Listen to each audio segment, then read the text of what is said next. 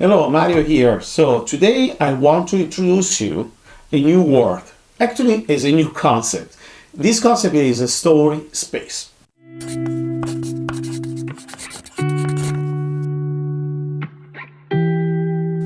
So first, let's point out we are talking about real estate new development. Okay, so story space.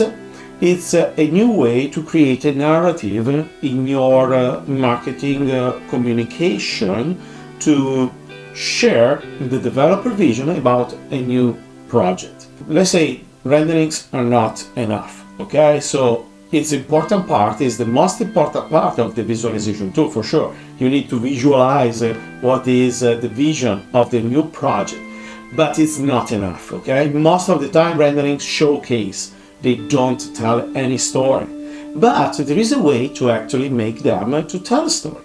Okay, so let's break down this simple concept, again story space, in three different elements. So the first element is the visualization, the second element is the engaging interactivity, and the third element is the communication. So let's start with the visualization. Renderings usually are the most used tool to share a vision for a future project, right? It's the best way to make people understand which is the developer vision for the next building. It's very easy to use, they are affordable, and this is the reason why everybody they use it. So if you wanna make the difference, obviously rendering is not anymore the right tool to make a difference because everybody they have renderings. But there is a way to make the renderings telling a story. And this is, it's about how to make them alive.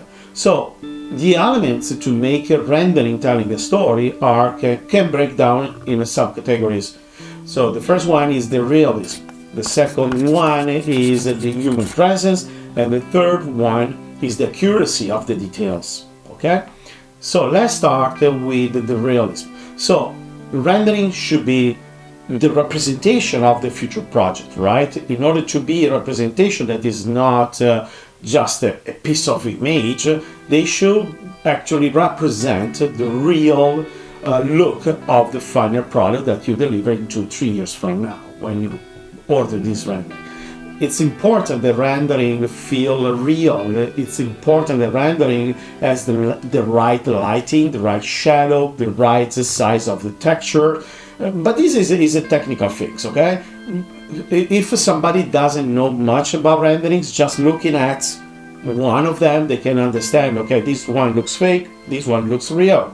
So the more they're real, the more they feel real, the better it is, because actually people can visualize this property as already built and they can have a better perception about the developer vision, okay? The second part, the second subcategory is the human presence. So I'm not super fan to put humans into renderings because human into renderings are tricky.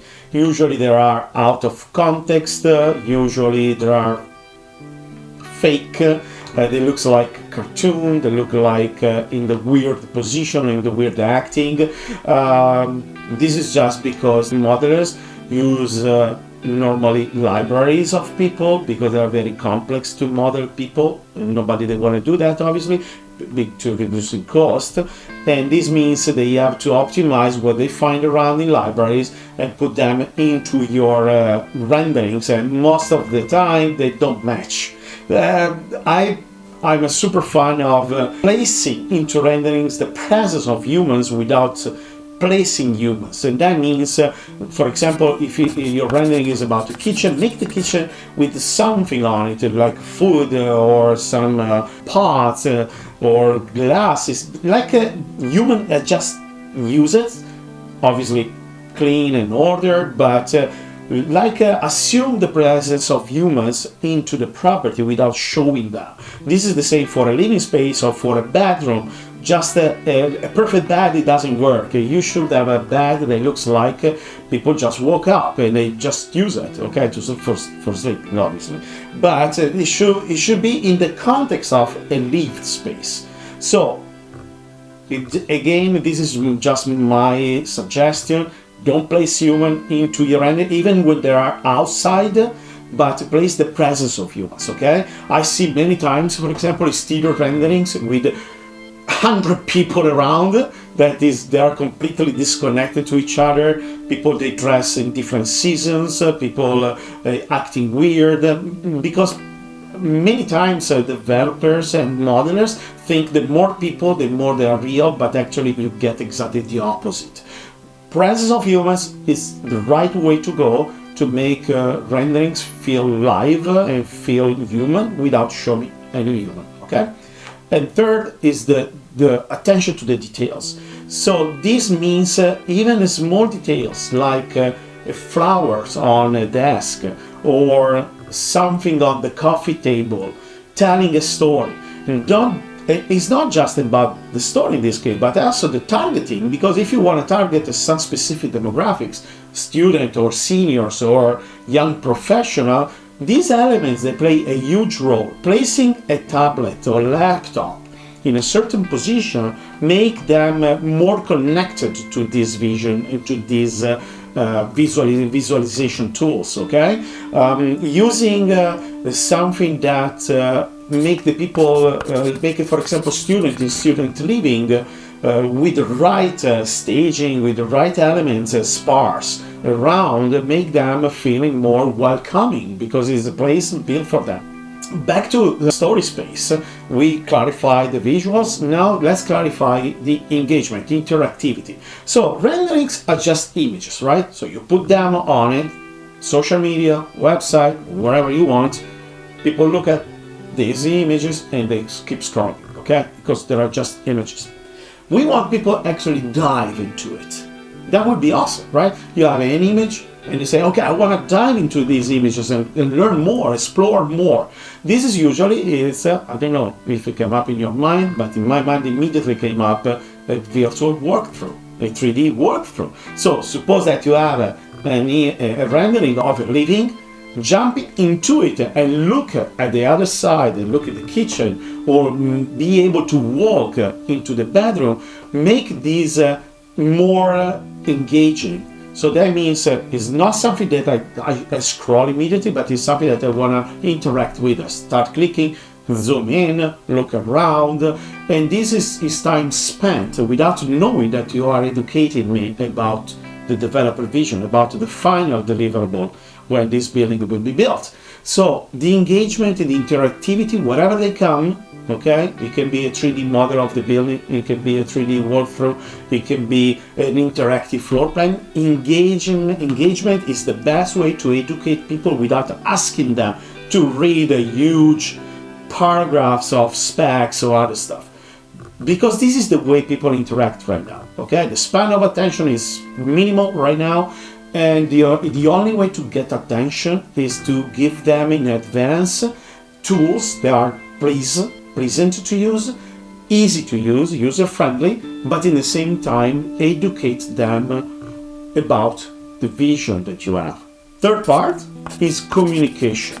What I mean by communication? Two-way communication. I am in your website, or I am in your 3D walkthrough. I'm looking around, I know a lot of things about your property, and now I have a very specific questions. Where should I go to ask this question? How it works? Right now, most of the time it works this way. You are in the walkthrough, you are in this magic virtual, hyper-realistic and cozy space, virtual space. I need to go out, find the contact us page, fill a huge form, and ask you a question, and maybe in a couple of days somebody will back to me. I don't know, maybe I'm not any more interesting, or maybe this email go into my spam. So the magic is broken now. The best way to do this is to have a communication channel right away where it's needed. I want to give you an example. So you want to buy a new clothes. You get into the clothes store, and right now, the way usually developers approach, they have a website, and they have immediately, some people, they ask to fill a form to look at rendering. This is unimaginable in 2024, but some people do. And this is, if we back to the store experience, it's like when you get into the store, you didn't see nothing yet, but the clerks come to you and say, how can I help you? Most of the time, people is pissed off by this behavior, okay? They want to have a freedom to get into the store, look by themselves. Sometimes when they know the store, they do this approach, they don't even get in, okay? So this is the same if we compare the experience when developers place a huge form immediately in their top section of their website to fill, to access other information. It's exactly the same experience. But at the same time, when you are in the clothes store and you find something, you want to just turn your head and find somebody to help you, right? So this is exactly the same. I'm here, I see this jacket, I want to try it, and I don't want to chase the clerks. I want somebody immediately there to help me. And this is the very delicate balance between I don't want to be too aggressive in order to ask to my user something, but at the same time I don't want the user chase me when they need me, right? So this is why the communication channel should be immediately frictionless into the experience that you give to your users. It can be the walkthrough, it can be an interactive floor plan, it can be an interactive building or whatever, but you want the communication there. And if it's live, human with human, so your users, they immediately ask a question and on the other side there is a human that reply to this question, that is optimal, okay? So this is the first small tile in the concept of story space. I will develop this in the future videos, but at least you have now a sense of what is the story space. I suggest you to read the book if you are interested in this type of story brand, because it's similar. It's all about storytelling today. You can't showcase your property anymore. It's not enough. You need to tailor a story and put this story, this narrative, into every part of your communication, marketing materials, and they should be seamless, going from one piece to another one, bringing always the same narrative without any inconsistency between each other. And that's why in the next video I will talk about, or if it's not the next video, just I put the link below to the right video. It's about how to get the story space in every single piece of your marketing materials, okay?